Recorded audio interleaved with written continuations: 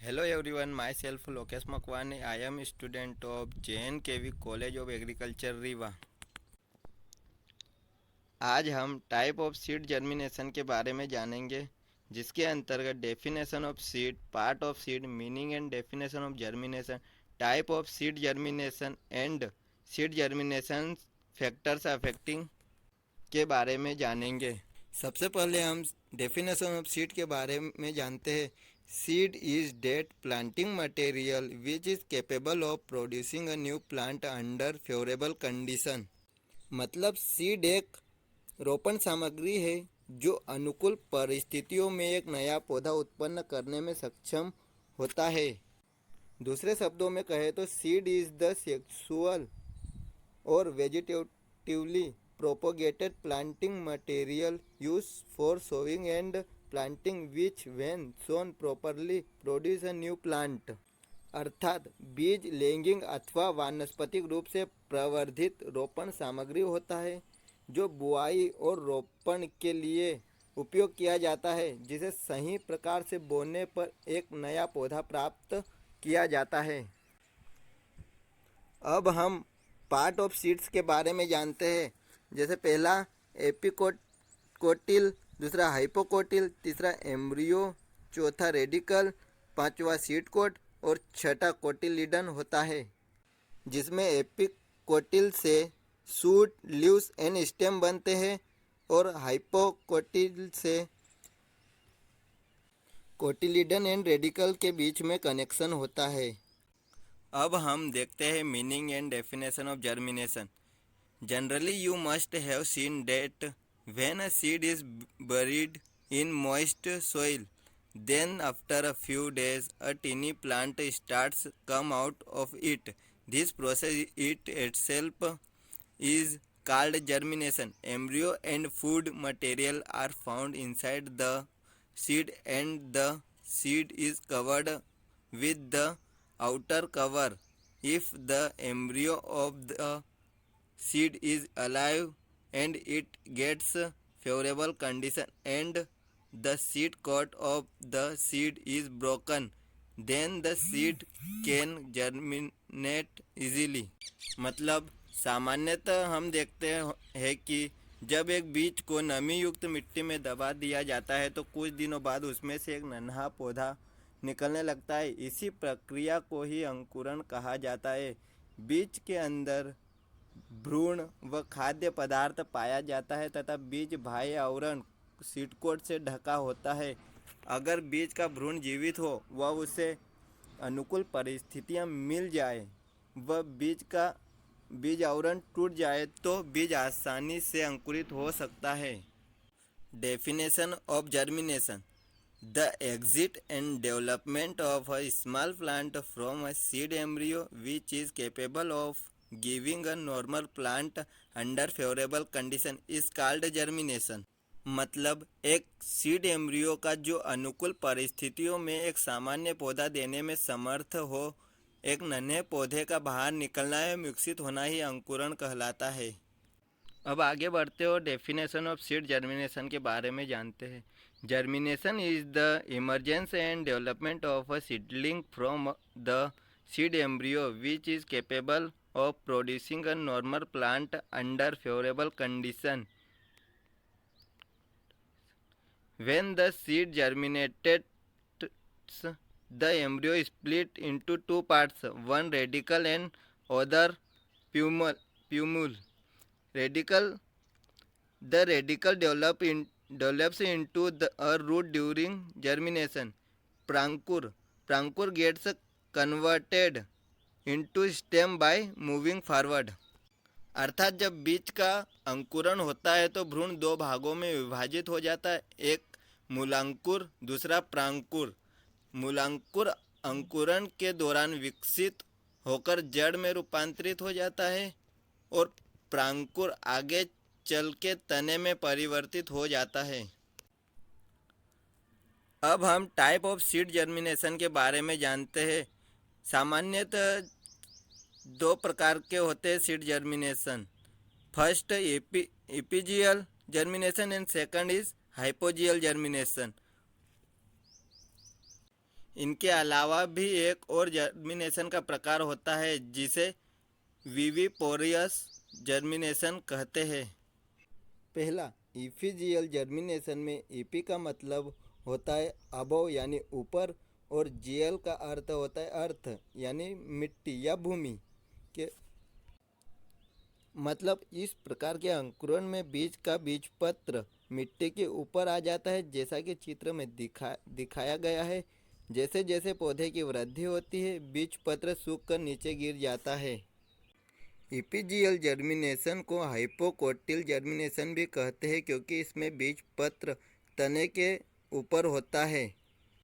इसके कुछ उदाहरण भी है, जैसे आल खरीफ पल्स क्रॉप, जैसे मूंग, उड़द, काउपी।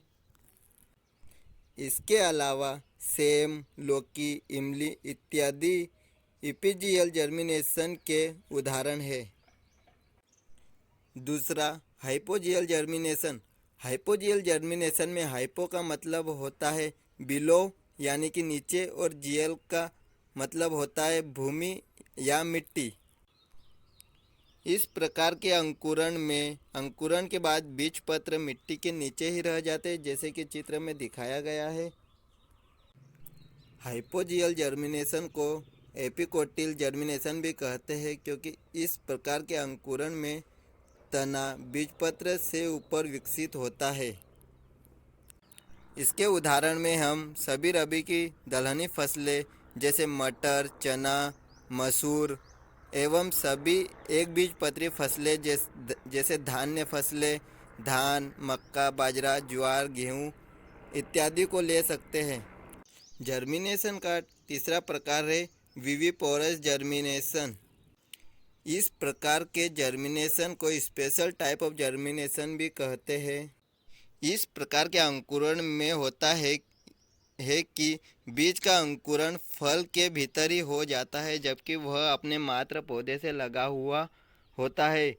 विविपोरस जर्मिनेशन में बीज का अंकुरण फल के अंदर ही हो जाता है, जबकि वह फल अपने मात्र पौधे से जुड़ा हुआ रहता है। अब हम देखते हैं सीड जर्मिनेशन को अफेक्टिंग करने वाले फैक्टर्स के बारे में, जो मेनली दो प्रकार के होते हैं। पहला इंटरनल और दूसरा एक्सटर्नल। एक्सटर्नल फैक्टर्स के अंतर्गत moisture, temperature, air, light and medium आते हैं। पहले हम मॉइस्चर के बारे में जान लेते हैं। बीज के अंकुरण के लिए नमी एक प्राथमिक व महत्वपूर्ण कारक है, क्योंकि यह बीज में अंकुरण के लिए आवश्यक रासायनिक क्रियाओं की शुरुआत में महत्वपूर्ण भूमिका निभाती है। मृदा में कम अथवा अधिक नमी की मात्रा दोनों ही बीज अंकुरण के लिए ठीक नहीं होती है, क्योंकि नमी की कमी की दशा में अंकुरण के लिए आवश्यक रासायनिक क्रियाएं प्रारंभ नहीं हो पाती है। इसके विपरीत अगर नमी की मात्रा अधिक हो जाए तो बीज सड़ने लगते हैं या बीज सड़ने की संभावना हो जाती है। अतः अंकुरण के लिए नमी की उचित मात्रा होना आवश्यक है। Second factor is temperature. विभिन्न फसलों के लिए अंकुरण हेतु तापमान की आवश्यकता अलग अलग होती है। जैसे ग्रीष्मकालीन व वर्षाकालीन फसलों के अंकुरण के लिए शीतकालीन फसलों की अपेक्षा तापमान की आवश्यकता अधिक होती है। अच्छे अंकुरण के लिए इष्टतम तापमान होना आवश्यक है। सामान्यतः अंकुरण या जर्मिनेशन के लिए सामान्य तापमान की सीमा 15 डिग्री सेल्सियस से 40 डिग्री सेल्सियस के बीच होती है। Third factor is air. बीज अंकुरण के लिए मृदा में ऑक्सीजन का होना आवश्यक है, क्योंकि ऑक्सीजन श्वसन क्रिया के लिए आवश्यक कारक होता है। Fourth is light. उचित प्रकाश न मिल पाने के कारण कुछ बीज अंकुरित नहीं होते हैं, इसलिए बहुत से बीजों में अच्छे अंकुरण के लिए प्रकाश की आवश्यकता होती है, क्योंकि कुछ बीजों में प्रकाश फाइटोक्रोम को जागृत करने के लिए आवश्यक होता है। And last is medium. किसी बीज को सिर्फ हवा या पानी में तो अंकुरित नहीं किया जा सकता, इसके लिए कोई न कोई माध्यम की आवश्यकता जरूर होती है। जैसे कई बीजों को मिट्टी के अलावा कोकोपीट, रेत आदि में भी अंकुरित किया जाता है। इसके अतिरिक्त बीज अंकुरण के लिए जो भी माध्यम हो वह अच्छी वातान या एरेशन, जलधारण क्षमता व विषयुक्त पदार्थों से मुक्त होना चाहिए, जिसमें छोटे पौधे को सभी आवश्यक पोषक तत्व प्राप्त हो सके। अब हम इंटरनल फैक्टर्स के बारे में जानते हैं। First, seed maturity. बीज के अच्छे अंकुरण के लिए बीज व उसका भ्रूण अच्छे से परिपक्व होना चाहिए, क्योंकि बिना बीज परिपक्वता के अंकुरण की आशा नहीं की जा सकती। इसके लिए आवश्यक है कि जब फल अथवा फसल पूर्ण रूप से पक जाए या कड़े हो जाए तो ही उसे काटना चाहिए। Second factor is seed viability. बीज को अंकुरित होने के लिए बीज का जीवित होना आवश्यक है। कभी कभी बीज को भौतिक क्षति पहुंचने के कारण या बीज के टूटने फूटने के कारण अथवा गलत तरीके से बीज को भंडारित करने के कारण बीज में स्थित भ्रूण मृत हो जाती है। ऐसे बीजों की बुआई करने से बीज को कितनी भी अनुकूल परिस्थितियां मिल जाए तब भी ये अंकुरित नहीं हो पाते हैं। Third factor, seed dormancy. बीज की अंकुरण के लिए बीज का सुसुप्त नहीं होना चाहिए। ऐसे बीजों की बुआई कर देने से ये बीज अंकुरित नहीं होते हैं।